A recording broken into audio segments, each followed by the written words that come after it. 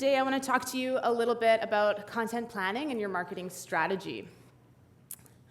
So marketing strategy can really lead the direction of your marketing efforts. That includes writing sales copy, creating infographics, developing web content, your SEO plan, building out that email campaign that you might have forgotten or put off, supporting your social media channels. Who here has ever gone to write a marketing campaign and felt a little bit stuck?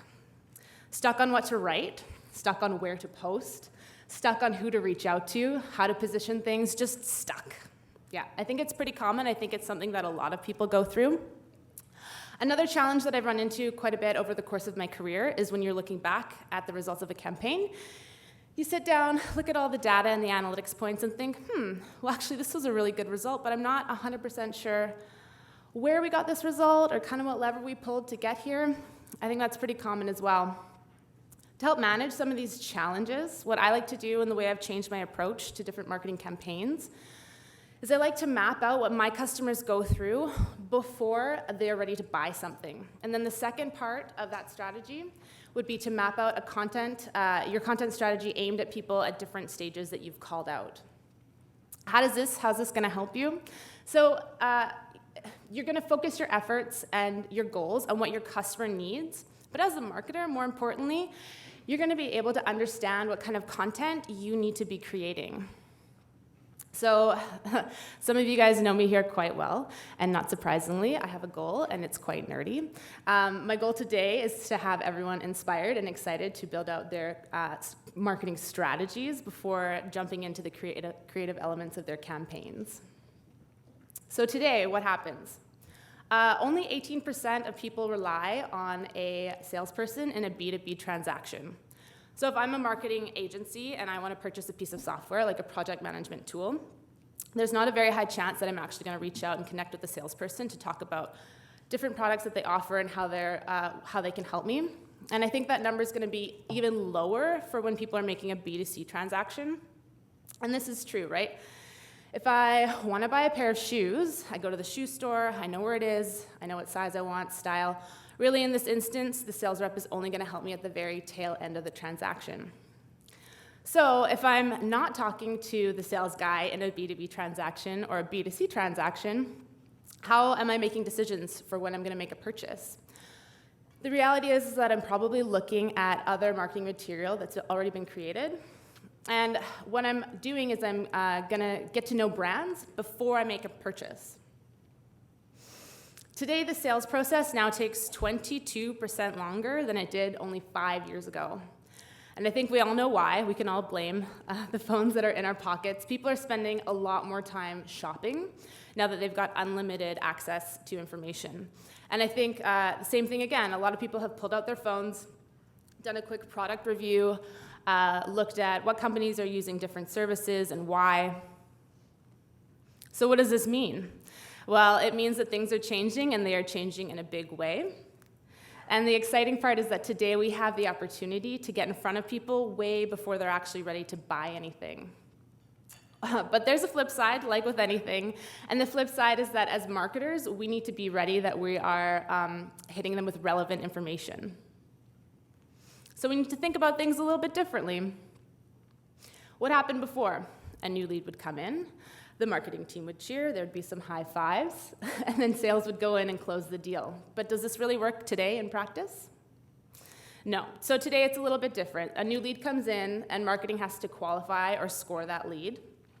And then marketing has to either opt to nurture the lead or pass them off to the sales team.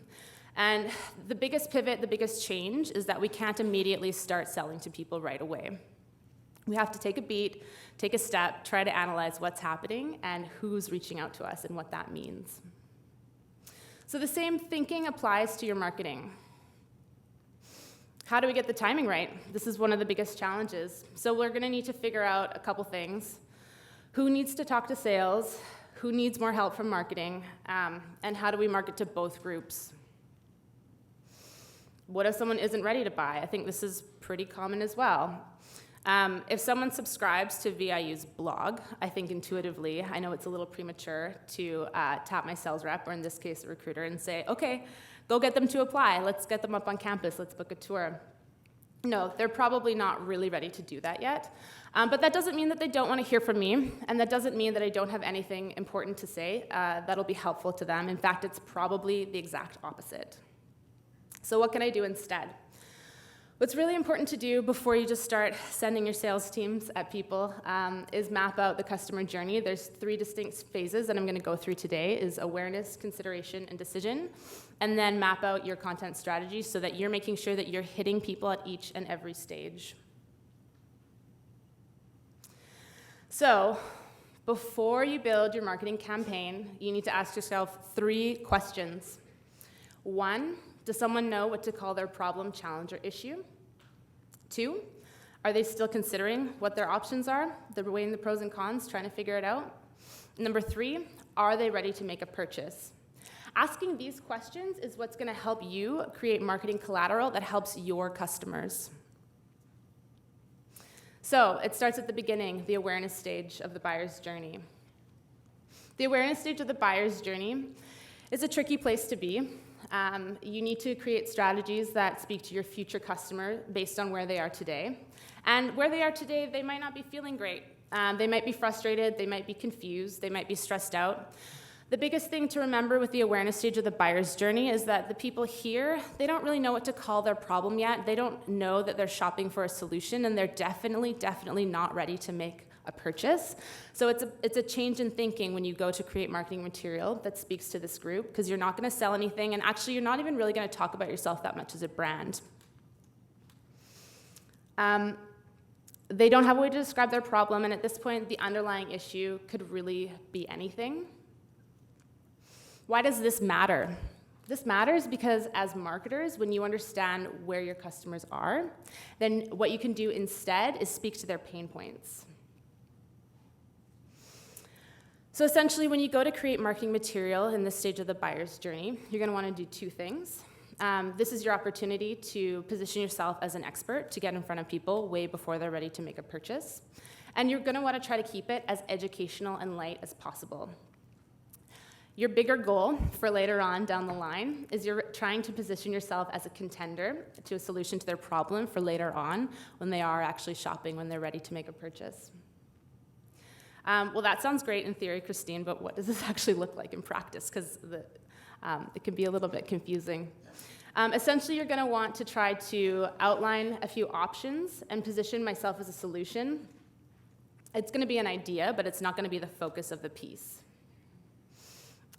So how I might do this in a blog post is, instead of writing 10 reasons why you need to start taking part-time courses if you're feeling a little bit unsatisfied in your career, I would still talk about the same topic, feeling unsatisfied in your career, but I would talk about different options. So maybe looking for a new job, maybe taking part-time courses without really mentioning who's offering or where you would take part-time courses, maybe just changing up your work environment.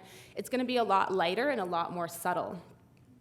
So the way you do this is you need to recognize what kind of information people want, and then you need to make a strategy that enables you to speak to what you offer in a less direct way. So if they do have a name for their problem, we know that they have moved on to the next stage, which is the consideration stage of the buyer's journey. So question number 2 that we talked about previously was, are they still considering what their options are? Some of the consideration stage questions that we find students often go through before they become an applicant, before they register for classes, and before they actually come on campus, there's a lot of different things that go on, a lot of questions people ask themselves. What kind of career do I want? And do I need to go back to school? Does it need to be full-time or part-time? Will I have support from my family? Will I need to quit my job?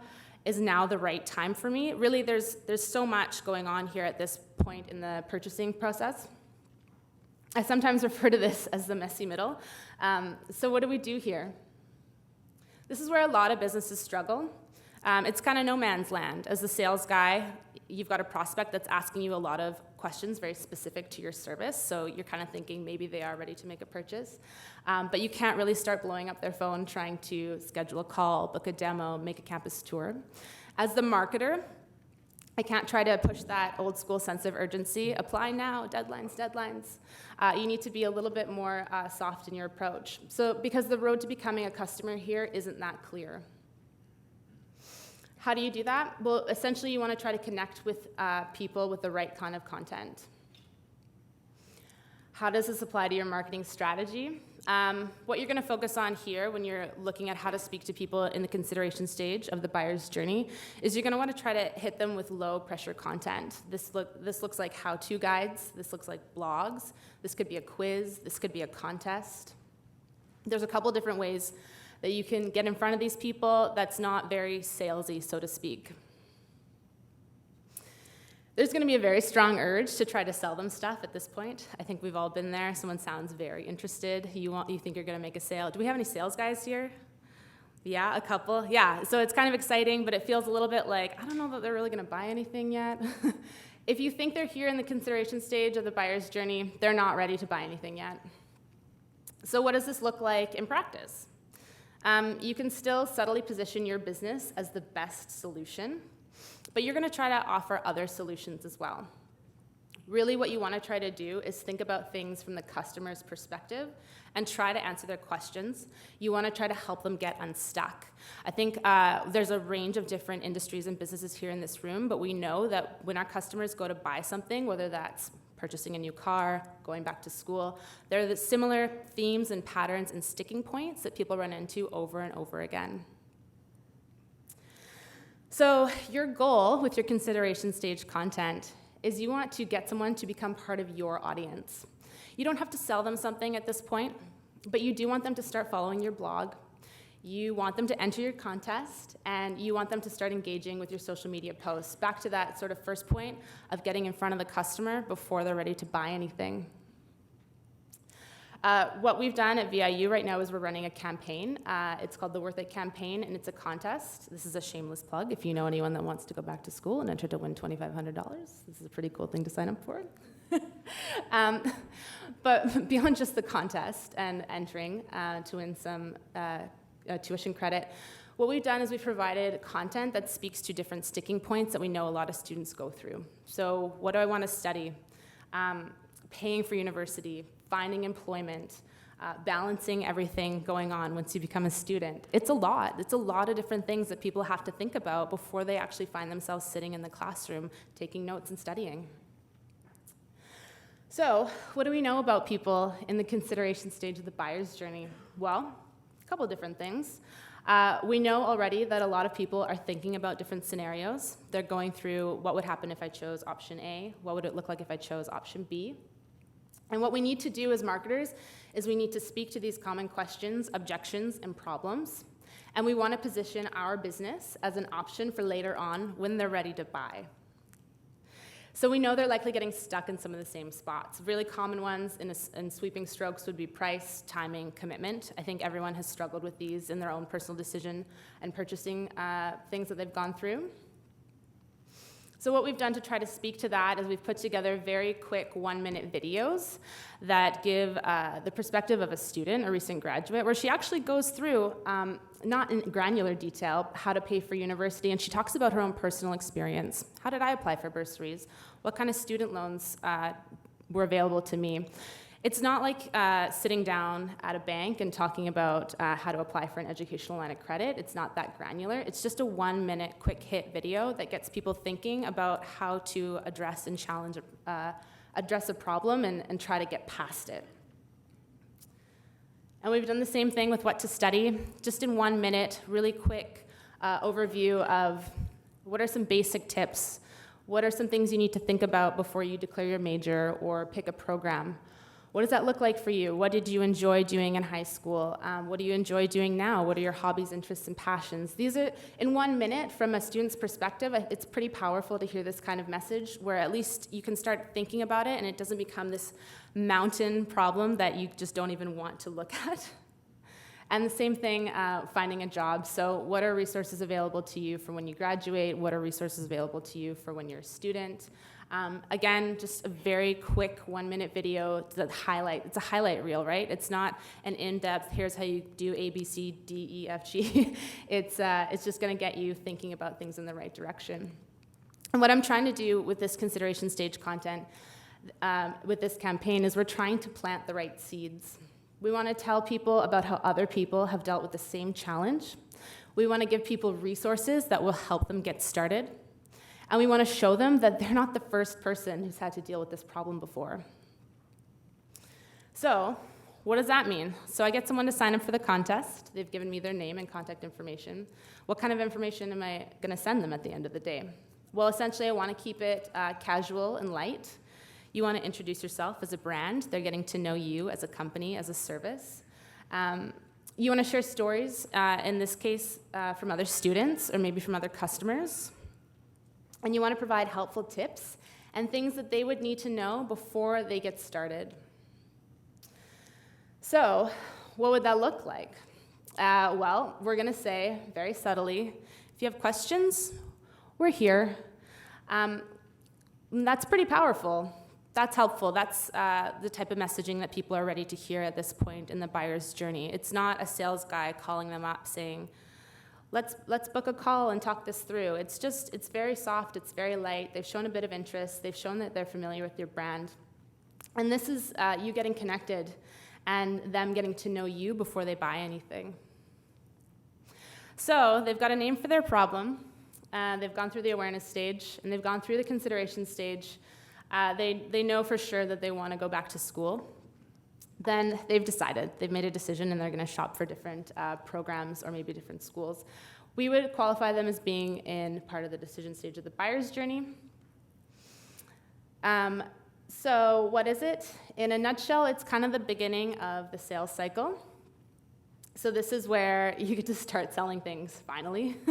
And essentially what you want to do is you want to start putting people on the path to purchase. Are they ready to buy something? Yes, they are. They've already indicated to us through different ways that they've interacted with our marketing materials. They are ready. So it's time to close the deal. This is where I would say to my sales guy, okay, now you can call them. Now you can try to talk about that campus tour or booking a demo or going for a test drive. As the marketer, now I can start talking about maybe that sense of urgency, talking about deadlines, applications, talking about things in more detail, because we know that they've already thought about a lot, and they're ready to start making a call as far as what they're going to buy. How do you apply this to your marketing strategy? At this stage, you need to develop your content to convince people that you're a business that is the best place to buy exactly what they need. This is the sweet spot where you can get aligned with your sales team. Why? Because when you're aligned with your sales team, you're going to see way higher sales. According to marketing profs, organizations with tightly aligned sales and marketing teams, on average, have a 38% higher sales to win rates. So that's a lot more purchases, a lot more business, and potentially a lot more money. So what needs to happen to make this work? Essentially, your marketing and sales teams will need to work together to find out answers to a few questions, and this is going to look different for everyone. It's going to look different for every team. Different people are going to bring different strengths, have different insights. But if you know people are in the decision stage of the buyer's journey and you're thinking about writing some content for them here's some brainstorming questions that you'll want to ask. How will buyers compare you against your competitors? Like, what do you guys have against the other guys? What do your current customers really like about you? What do we need to call out in our marketing material here that people find really helpful or a benefit? Do you have an edge over your competitors? Like, what's your advantage? So what kind of content should we offer people here in the consideration or in the decision stage of the buyer's journey? Here is where you would offer a coupon or a discount, book a demo, schedule a call. You're going to throw around maybe some freebies, a special promo code. Basically, you want to try to send them anything that will make people happy to hear from you. They want to open that email. So, pulling it together really quickly, kind of in a nutshell, when you go to map out the customer journey, what you want to do is put yourself in your customer's shoes. You want to consider what their challenges are and figure out where they're getting stuck. And then you want to develop content that helps get them unstuck. This will make the process of creating marketing collateral a lot easier for you, because essentially what you've done is you've already sort of outlined who you're speaking to and what kind of information they need. So then that third piece of actually creating something, actually making that graphic or that blog post or a brochure, you sort of filled in like you're 70% there, and it's just the creative that you're ready to make. Because instead of talking about taking a wild guess and talking about something kind of random, the reason why this helps people so much is that you're gonna think someone from your audience, you're gonna put together something that your audience will find helpful and useful. You're gonna be able to share something that they need. So before you can move forward with launching a new product, creating an entire copywriting strategy, or developing the SEO tactics that we talked a little bit about on our panels, so kind of scary. You want to really spend time building the foundation of your campaigns that will help send your customers forward.